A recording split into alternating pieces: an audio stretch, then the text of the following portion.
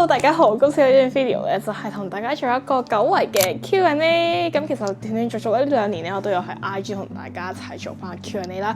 咁但係咧就真係冇好似之前2年前咁樣坐低 chill 下飲杯嘢咁同大家傾偈嘅。咁所以咧就想重拾翻呢個 Q&A 啦，同埋都 update 下 YouTube 嘅觀眾們咧，究竟我呢一段時間係做緊啲乜嘢啦，有啲咩新嘅 planning 啊等等嘅。但係為咗令我今次嘅 Q&A 多啲樂趣咧，我就同大家一齊拆呢一個天線得得 B 嘅盲盒。我好耐冇試過買成 set 盲盒啦，但係呢個天線得得 B 嘅盲盒真係令我愛不釋手咯。我見到個 display 嘅時候已經心心眼咗好耐啦。咁佢咧就係一共咧有8款嘅，咁咧就會有呢4隻超可愛嘅糖果色嘅天線得得 B 之餘咧，亦都會有佢最 classic 嗰4隻主色嘅。咁另外咧佢就有一個隱藏版啦，隱藏版咧就係一個彩色嘅糖果色嘅擺設啦。我係超想抽到啦，但係希望我有呢個緣分可以抽到佢啦。咁我哋事不宜遲，即刻開始啦！得得，已經將佢砌成咗出街會見到嘅一個盲盒嘅擺設樣啦。我哋就即將抽第一個，咁我哋順序抽由左上角抽到去右下角啦。咁一邊抽嘅同時呢，一邊咧都開住大家之前喺 IG 俾我嘅問題咧，一邊答嘅。咁首先第一條咧就係問我究竟我呢個月去咗邊呢？因為咧我喺呢個月咧都冇同大家 update 我嘅 YouTube 啦，即係平時都可能枕住一個月都會有一條片啦，但係呢個月咧我係完全休息狀態啦。因為呢個月咧我就去咗2個旅行啦，一個咧就係衝出亞洲啦，去咗英國同法國嘅。咁第二個咧就係去咗呢一個台灣快閃嘅。好，發現原來一心真係不能二用，我就拆咗呢一個先。咁點解會去咗英國嘅咧？就係因為我係諗住同屋企人咧一齊去散下心啦，同埋咧我自己都係未衝出過亞洲嘅，咁所以我就黐住佢哋3尾咧，然後就去咗呢一個嘅歐洲玩嘅。咁就去咗大概2個星期左右啦。其實成個體驗都好開心嘅，我都拍咗好多唔同嘅片啦，但係咧都係要俾啲少少時間我去整理一下啦。暫時咧 IG 就淨係出咗2條相關嘅片啦，一個咧就係盲盒嘅影片啦，跟住第2條咧就係關於 Chester 嘅一個 outlet 嘅。咁可能呢啲片咧，即係可能大家真係好少會去到嗰個地方啦。咁但係我都好想拍片記錄低，同埋都推介俾大家。咁然後我哋就迎接我哋第一隻天線得得 B。哇！呢隻好重喎，1、2、3。哦，第一隻壽司出嚟，好得意啊，係 Lala 咯。好 Q 啊！你睇下，呢個係佢原本嗰個顏色嘅黃色嘅 Lala 啦，但係咧佢個樣係勁 BB 勁可愛咯 ，QQ 放喺呢度先，好可愛啊！我決定一路抽一路放晒喺上邊。然後佢就有張卡仔寫住拉拉。咁好啦，繼續講先。咁台灣嘅旅行咧，就係我就同咗陳樂啦同 Jamie 一齊去嘅，就係我哋 RRP 嘅第3個旅行啦。咁由2年前開始咧，陳樂嘅生日咧就好似唔知點解變咗個傳統，就係要去旅行啦。2年前去咗台灣之後咧，上年又去咗韓國啦。然後今年咧，我哋就為咗一個展覽而去咗一個台灣嘅快閃24小時嘅，咁就係落日月台啦。咁我覺得呢個展覽係非常之值得同大家推薦嘅。咁但係咧，我就長話短説啦，咁佢就係一個關於生死嘅體驗嚟嘅。咁個展覽咧，其實喺3月尾咧就圓滿結束嘅。咁所以我哋就捉緊呢個展覽嘅尾巴啦。然後我覺得成個體驗係真係好好玩啦。咁我唔可以睇到劇透俾大家，但係你係真係會喺嗰個世界會感受到生死對你嚟講係乜嘢咧，或者佢可以引導你去思考關於生死嘅一啲 topic 啦，而係你平時係唔會特登去諗嘅。咁雖然我話呢個展覽3月尾已經完結咗啦，但係佢之後咧有機會重啟翻呢一個嘅體驗嘅。咁所以關於呢一個體驗咧，我就遲啲再同大家分享啦。咁然後我哋而家咧就拆下一個盲盒，同埋答下一條問題。我而家希望抽晒上面嗰4個嘅原裝版先，然後我就再拆糖果，應該會更加有驚喜咯。其實我心底裏最中意嘅都係泡泡，因為我中意粉紅色同埋紅色啦。咁所以咧我都係好希望可以抽到泡先嘅。咁我拆咗呢個先，3、2、1。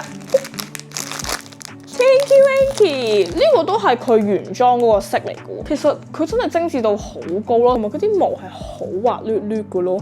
第2條問題就係問我嚟緊咧仲會去旅行啦，同埋平時咧去旅行點樣規劃嘅。嚟緊咧，其實我係仲想去旅行嘅，因為始終呢一年先啱開始啦，我都想去 explore 多啲唔同嘅地方啦。咁但係無奈地咧，我真係冇乜假期啦。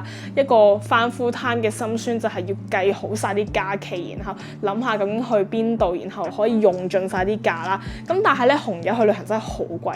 我嚟緊係好想去日本嘅，因為啲人成日都講7月就會有大事件發生啦。咁所以咧，如果我7月前唔去咧，就好似之後都冇乜機會再去啦。同埋我都好耐冇去日本啦。咁但係而家暫時嚟講咧，我就真係冇一個話好完善嘅去旅行 plan 嘅。咁就拭目以待啦。如果我到時可能去嘅時候，我都可能會真係即時諗完就即時去咯。因為我係一個非常 P 嘅 P 人啦，我係嗰啲好少好 planning 嘅人嘅，所以就承接到下一個問題啦，就係我去旅行會點樣 plan 咧？基本上咧，我去旅行都係唔係好 plan 嘅，即係我會可能諗定我有幾個地方想去，咁可能我就會喺呢個行程我會去到啦。咁但係關於一啲細節上嘅嘢咧，我就冇乜所謂嘅，即係我係中意去旅行，到時 explore 咗啲咩就 explore 下啦。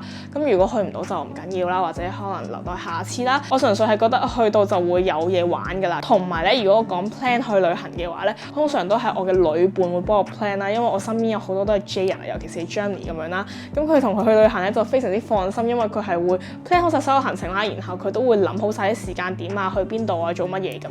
我就係負責配合就非常之好啦，我就唔會諸多意見嘅，我就純粹跟住就 OK 㗎啦。好啦，Tinky Winky 同 Lala 一齊企住先啦。好，下個盲盒，噔噔，佢會唔會上面嗰排全部都係佢原裝嗰個版咧？唉，我已經見到啦。係紅色㗎，我懷疑佢真係全部 plan 好晒咧，上面嗰行全部都係一啲 classic 款咯。噔噔，係紅色嘅 Popo，佢係4隻入邊係最細粒㗎咯，同埋唔知大家知唔知咧？其實阿 Po 咧係香港人嚟，所以咧佢係深得我喜愛之餘，亦都好有共鳴啦同佢。第3條問題咧就係問緊我而家返緊啲乜嘢工啦。之前咧喺一條片咧都有答過大家嘅，咁就而家 officially 再同大家講啦。咁我返緊嘅咧就係一個 KOL marketing 相關嘅工作嘅。咁其實我讀嘅本科完全唔係 marketing 啦，咁但係點解我最後會入咗呢一行呢？原因好簡單，就係呢一個我覺得係我嘅 comfort zone 比較多嘅，因為我自己一直都接觸緊 KOL 相關工作啦，咁我就覺得好似做呢一行咧，我比較易 handle 啦，同埋我都幾有信心可以做到。咁所以就膽粗咗去咗 interview 啦。我而家返緊呢份工咧，其實係我人生淨係煙過嘅一份 full time 啦，咁就已經入咗呢一行啦。咁 so far 做落咧都覺得還可以 handle 啦，同埋都仲可以有好多嘢可以喺呢一行學嘅。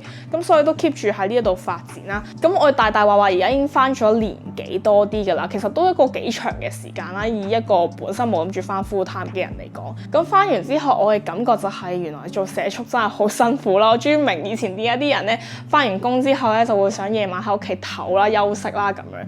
有啲時間咧係真係會有種 burn out 嘅感覺嘅。咁但係而家暫時咧我都仲有少少 passion 喺呢一行度啦。咁但係我都唔排除咗之後會轉行嘅，我都有諗過呢個方向啦。因為咧我係一個好中意玩唔同嘅嘢啊，或者試唔同嘢嘅人啦。咁見我成日拍 YouTube 周圍去啊，或者周圍試啊，咁其實我都係一個好想周圍去做唔同嘅嘢嘅人嘅。我有諗過，如果我轉行嘅話咧，可能我會做一啲真係非牟利機構啊，可能教下小朋友啊，然後做一啲比較好玩啊、有意義啲嘢，或者自己 plan 一個 event 咁樣啦。即係我係中意做一啲落手落腳，可以周圍去玩、周圍睇，然後試啲完全截然不同嘅嘢咯。咁但係而家呢個咧都係暫時嘅可能性啦。但係短期計劃咧，即可能呢一年我都會 keep on 係做 KOL marketing 呢一行相關工作嘅。咁同埋咧，我喺呢一行我發現咧，其實原來做一個 KOL 背後嘅人都真係好唔簡單咯。因為唔知大家知唔知咧，我其實我係有簽經理人公司㗎啦，咁已經簽咗大概5年左右㗎啦。咁好多一啲 back end 嘅嘢咧，都係交俾經理人幫我處理啦。可能中間嗰個 PR 或者 agency 咧，嗰個角色咧係都幾難做嘅，即係唔係你想象中咁易啦。咁所以我咧身在呢一行，我就終於了解到原來呢一行嘅辛酸同埋苦楚啦。咁所以就都係一個 long story 啦。咁之後有機會再繼續分享下關於我工作嘅俾大家聽啦。咁我之後嘅 vlog 啊，或者我嘅日常片咧，都會滲啲咁俾大家知道究竟我而係做緊啲乜嘢嘅。咁呢一年咧，可能我都真係比較醉心於嘗試投入呢一行啦。咁所以我都冇乜點樣拍片記錄嘅。咁但係之後會更多呢一啲嘅片㗎啦。好，然後下一個盲盒同下一條問題，照道理應該呢一個咧就係綠色嘅 Dips 啦啩。不出我所料，一打開就見到佢有透咗啲綠色嘅毛出嚟咯。咁如果照呢個道理，如果大家想要呢個糖果色嘅話，如果見到 Pop Mart 嘅店員一打開就係佢咁樣咁整齊咧，咁你要睇住啦。下低呢一行咧就係糖果色，上面呢一行咧就係原裝嘅 classic 嗰隻色咯。已經拆解咗 Pop Mart 盲盒嘅包裝。就係 Dips，通常 Dips 咧係大家最唔係太中意，因為咧佢平時個樣唔係生得好得意啦。咁但係佢做咗 BB 之後咧，佢超可愛咯，我有少少愛上咗佢。好，下條問題就係我而家嘅 status 係咩咧？哇，好似 Ocam 咁樣啦，突然間有種好似翻去4年前我第一次玩 Ocam， 然後有人問我，喂不如 write status 啊？好啊，我而家嘅 status 咧就係 A3，即係拍過3次拖。哇，突然間要 define 自己拍過幾多次拖，好尷尬。我而家咧就係屬於 available 嘅，咁就係拍咗3次拖，就係咁啦。啱啱好仲有4條問題，然後我哋就拆埋剩低呢4個啦。我想快啲抽到呢個粉紅色咯，因為佢粉紅色真係好靚咯。粉紅色咧個名叫做 Peach Pole， 1、2、3，又係 Lala 咁唔通係有規律嘅？呢個位咧就係抽到 Lala 嘅原裝色，然後呢個咧就抽到糖果色嘅 Lala。咁以呢個順序，咁呢個可能就係 Peach Pole 喎。我哋下個試下，俾大家睇下呢一個嘅 Lala 嘅實物。講真，糖果色真係靚勁多咯。就咁睇呢個糖果色已經係俘虜萬千少女嘅心咯，好似回到2歲嗰種嘅童心嘅感覺咯，好 Q。然後第5條問題就係問我中意自己住定同屋企人住啦。其實咧我又唔算真係自己住過嘅，因為我而家其實都係 kind of 叫同屋企人住啦，就同我阿哥住嘅。咁但係我明大家想問嘅就係同父母住同輩嘅人住咧，係會唔會有啲咩唔同，或者邊一樣好玩啲啦？咁老實講，我係覺得同輩住或者叫做自己住咧係開心好多嘅，因為你係可以唔使理呢個世界嘅束縛啦，中意幾點翻屋企就幾點翻屋企啦，然後你又可以即係隨心想休息下偷下懶，即係聽日先洗衫都冇問題。但係如果你同屋企人住就會餓你，喂洗衫啦女，呢個洗碗啊，有呢樣嗰樣啊，跟住又叫你執好啲嘢。咁呢一個相對係比較 free 啲嘅。同埋我覺得冇同父母一齊住咧，係真係會少咗好多摩擦嘅，即係好多日常嘅摩擦會令到你好唔中意爹哋媽咪啦。咁但係如果你分開咗住之後咧，你係會覺得你會更加珍惜同屋企人相處嘅時間咯，即係你會覺得同佢約佢哋食飯，然後見下面嗰種嘅感情係更加升溫嘅。咁所以而家呢個階段咧，我比較中意同我哥住多啲嘅。咁但係都唔排除我之後有機會會同翻屋企人一齊住啦。同埋咧，我覺得同我哥住有個好處咧，就係我哋可以養貓，屋企就可以養3隻貓咪啦。養咗貓之後嘅生活係真係截然不同嘅。你每一日翻到屋企就會有貓喺度迎接你啦，隻貓會同你一齊瞓啦，然後你就覺得成個感覺好開心啦，有個公仔喺度行嚟行去，然後又可以撩你玩咁樣，成個感覺真係好溫馨咯。所以我係好中意同我啲貓一齊住嘅。最後嘅結論就係，其實我都係中意自己同啲貓住。好，下一個1、2、3，第6個盲盒加第6條問題。然後第6隻又係 Tinky Winky 喎，佢真係個順序 set 死咗嘅喎，太容易啦，俾我破解呢個盲盒。但係呢個紫色我覺得原裝嗰個靚少少咯，因為佢好似有少少太 pale 喎，我中意比較實在嘅紫色多啲。手咧都係做咗紫色手套咁樣咯。好啦，第6條問題咧就係問我平時剪片嘅 background music 喺邊度揾嘅咧？以前咧我係會一個上 YouTube 就咁 search 嗰啲 no copyright music 嗰啲人嚟嘅，但係我發現咧越嚟越多嗰啲假嘅標題寫住 no copyright music 咧，嗰啲 music 咧都係有 copyright 嘅咯。之後我就覺得好生氣啦，即係我每次剪完一條片，然後我加咗個 background music 落去，然後我就冇得攞盈利，或者我甚至唔俾我播嗰首歌啦，然後就影響晒我成個影片嘅 flow。所以我而家咧就係會喺一個網站嗰度揾啦，就叫做 HelloTheMatics 啦。咁嗰度咧就係有大量嘅免費使用嘅歌嘅。咁但係如果你係放上 YouTube 嘅話咧，你就要喺 YouTube 下咧 description box 咧就要寫翻佢個出處啦。咁好似呢條片咁，我應該都會下底會寫翻嗰首歌嘅出處嘅。咁但係當然啦，你要花好多時間去揾佢啲歌啊，因為唔係首歌都啱啦。但係其實純粹私人用嘅話咧，我都幾建議大家直接去 YouTube search 嗰啲咩 uplifting 嘅歌啊，或者一啲韓國嗰種 cafe song 咧，嗰啲歌全部都係好好聽咯，同埋好啱 feel 嘅咯。咁講起剪片咧，我又想講多一樣嘢啦，就係關於字幕啦。不嬲字幕都係香港 YouTuber 最煩惱嘅問題嚟嘅，因為通常外國或者台灣嘅 YouTuber 咧都係可以免費用佢嗰啲 tools 咧去上字幕就好容易啦。用一啲簡單嘅 tools 咧，佢就可以 gen 到啲字幕，因為英文同埋普通話嘅變化咧係好少嘅。但係廣東話人咧就真係覺得好頭痕嘅位咧，就係譬如我而家講口語啦，咁但係我想打出嚟個字幕係書面語嘅時候咧，我就勁棘咯。然後我最近終於揾到我嘅法寶，做咗10年 YouTube content 嘅人終於有得救啦！就係我揾咗一個真係可以完全解讀咗我嘅口語，然後轉換成書面語字幕嘅一個軟件啦，就係叫做 Canto Sub 啦。其實我以前咧都用過好多唔同嘅 AI 嘅 website 去 gen 字幕嘅，咁但係佢成功機率咧係超低咯，即係佢準確度可能只有70%咁樣啦。咁好多時候我都要人手自己再裁翻唔同嘅句子啦，同埋要再重新上嗰啲字幕嘅，我花嘅時間係更加多啦。咁但係我自從認識咗呢個 Canto Sub 呢個網站之後咧，徹底改變咗我剪片人生咯，係真係剪得好快啦，佢真係識別度好高啦，佢真係可以完全認到我所講嘅字啦，即係就算我講嘢好快咧，佢都可以完全偵測到我究竟講緊啲咩，同埋佢會轉換成書面語字幕嘅。咁呢個咧就係令我剪片咧會快咗一橛嘅原因啦。其實我之前都喺 Threads 度有分享過呢個平台啦，然後咁啱就俾呢個平台嘅作者見到咧，就送咗我個優惠碼俾我嘅觀眾嘅。如果大家都有剪片上嘅問題，但係又諗唔到用邊個軟件嘅話咧，大家隨便落我嘅 promo code 去用。如果你係剪開片嘅，你一定會多謝我。好，然後尾二呢一個咧就係 Peach Poll 啦，唔使拆，我已經估到佢係 Peach Poll。拍定手先，一定係 Peach Poll。1、2、3，我真係完美解破咗 Pop Mart 盲盒嘅擺位咯。噠噠 ，Hello， 好得意啊！佢勁細粒咯，同埋佢呢個粉紅色係我最中意嗰種淡粉紅色咯。哇，呢個超好睇咯！如果佢可以掛出街，我一定會帶出街咯。咁嗰啲咧都會陸續面世嘅。然後下一條問題咧就係問我之後會拍化妝片啦，分享下啲好用嘅化妝品啊、粉底啊、cushion 或者 color con 嘅。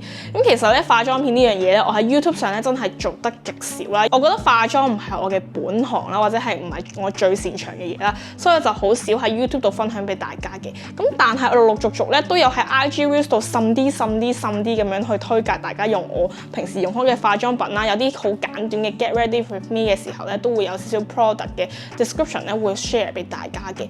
咁但係咧喺 YouTube 會唔會考慮拍翻一啲化妝相關嘅系列咧？其實我係會拍嘅，因為我覺得咧化妝其實都最近係我着力研究嘅嘢啦，同埋最近咧都學咗好多唔同嘅新嘅化妝嘅 technique 同埋 skills 啦。所以你見到我2024嘅好物推介咧，都有介紹過唔同嘅護膚品啊、化妝品咁樣嘅，咁所以我都會仍然都想向呢個方向發展嘅。咁但係咧就可能唔會係短時間內去處理嘅，就可能係下半年嘅時候啦。等我真係重新出發 ready 好，我真係可以做一個美妝博主嘅時候，我就再分享俾大家啦。咁而家暫時呢個階段咧，都會想繼續 keep 翻拍 vlog 啊，或者一啲開箱為主嘅。好，拜拜 Peach Poll。唔知最後一隻會唔會抽到我嘅隱藏版，定係 Dipsy 咧？希望係隱藏版啦。雖然呢個機會好微，但係我都會祈禱，希望會抽到。1、2、3，哦，係 Dipsy，好得意啊！然後佢仲要着住呢一身嘅糖果薄荷綠色咧，好似啱去完沙灘嘅 Dipsy 咁樣咯，好可愛。突然間俾翻原本呢一個咧，呢個真係比下去咯，呢個真係贏晒，超 Q。好啦，今次抽嘅開箱係抽唔到呢一個糖果色嘅隱藏版。最後一條問題就係問我嚟緊嘅 social media 嘅 planning 係點樣呢？因為而家咧都越嚟越多唔同嘅 platform 去冒起啦，例如 IG Reels 啦、Podcast 等等嘅。咁而我本人咧都係有 keep 住試下做 YouTube 嘅時候都有做 Reels 啦同埋 Podcast 嘅。咁到底我嘅呢一個 social media plan 係點樣呢？我都決定和盤托出話俾大家聽嘅。咁好多人都會問我究竟 YouTube 我仲會唔會繼續拍落去啦？甚至我經理人都會問我會拍多啲 IG Reels， 因為 IG Reels 最近都有個大趨勢啦，同埋咧始終流量咧係真係好過 YouTube 10倍嘅。我自己都非常認同呢一個 point 啦，就係 IG Reels 真係個滿足感大好多嘅，因為始終你一 po 條 Reels 你就會見到嗰個數字係咁上啦，然後 YouTube 反而咧即係冇咁多人有咁多時間抽空去睇一條長嘅 YouTube 片啦。咁但係對於我而言咧，其實我自己係最中意咧都係拍翻 YouTube 片嘅，因為我覺得 YouTube 片先可以真正去流露你嘅性格特徵啦，同埋我覺得同 YouTube 嘅觀眾係可以 build 一個更好嘅 intimacy 咯，即係我同你哋嘅關係好似比 IG Reels 更加珍貴咯。即係我覺得 YouTube 呢樣嘢係我覺得始終都係我嘅核心咯，所以我 YouTube 片咧，我將來咧就會再拍多啲啦，同埋我再諗多啲唔同嘅鬼才嘅企劃啦。咁我都認同大家可能覺得最近 YouTube 冇乜好睇啦。咁既然大家覺得 YouTube 冇嘢睇，我就決定要做一個 maintain YouTube 嘅其中一人，就希望大家會繼續中意翻 YouTube 呢個平台咯。同埋我仍然都有嗰個想做到10萬訂閱嗰個初心喺呢一度啦。咁所以我都會繼續喺呢一行繼續努力啦。雖然做咗10年，或者個成績唔係好似人哋咁樣1年就可能做到好高嘅訂閱成績啦。咁但係我都會依然繼續努力。希望大家喺度睇緊嘅觀眾都會繼續睇我嘅 channel。咁但係 IG Reels 做唔做咧都會做嘅，因為 IG Reels 始終係會比較快啦，同埋我同大家嘅 update 咧都會係最快嘅。始終 YouTube 一條長片咧，我剪嘅時候都要時間啦。咁所以咧，如果大家想 update 我多啲嘅更新嘅動態嘅話咧，咁就可以去 IG follow 我，然後睇多啲 story 啊。然後 Reels 咧我都會做一啲比較主題性相關，譬如一啲真係購物即時嘅分享啦，或者一啲短短地可以俾你茶餘飯後可以碌睇1分鐘嘅片咁樣。咁所以咧，我暫時諗嘅方向咧 ，YouTube 同 IG Reels 咧都會係5:5嘅比例嘅。咁都希望我可以維持住呢一個嘅比例啦，同埋繼續製作更好嘅 content 俾大家啦。呢個始終都係我嘅初心嚟嘅。咁然後去到 podcast 啦，咁 podcast 咧我自己覺得佢嘅定位咧就係我用大氣電波用聲音咧去同大家傾下偈啦。因為始終咧拍片，無論係打直定打橫嘅片啦，真係好難你會睇晒咁長嘅時間啦。咁但係聽嘢咧就會可能可以用更長嘅時間咧同大家分享啦，同大家傾偈啦，或者甚至可以當係音樂咁樣聽咧，咁就戴住耳機就好似我同你傾緊偈咁樣啦。咁所以咧 podcast 我覺得係一個另類嘅 channel 咧，去令到大家係透過佢嚟認識我更加多嘅。咁所以咧我都會 keep 住繼續催我2個伙伴們啦，繼續去同我一齊經營呢一個 RIP Lemon Tea 嘅 podcast 啦，同大家傾更多唔同有趣嘅 topic 啦，同埋都可以喺車程度陪伴大家一齊去傾偈，同埋同大家討論更多唔同嘅日常社會 topic 嘅。咁所以呢3個平台咧，我都會喺3線發展，繼續努力。多謝大家同我一齊去拆呢一個盲盒啦！如果大家想抽嘅話，都可以去 PodMart 門市抽啦。同埋記住呢個秘笈就係，如果想抽到糖果色嘅咧，就記住抽前邊呢一粒啦。如果想抽 classic 款嘅就抽後邊。強烈推薦大家抽糖果色。如果大家仲有其他問題想問我或者同我傾偈嘅話咧，就歡迎大家喺下低 comment 話我知，都好樂意覆返大家。我哋下段 video 再見啦，拜拜。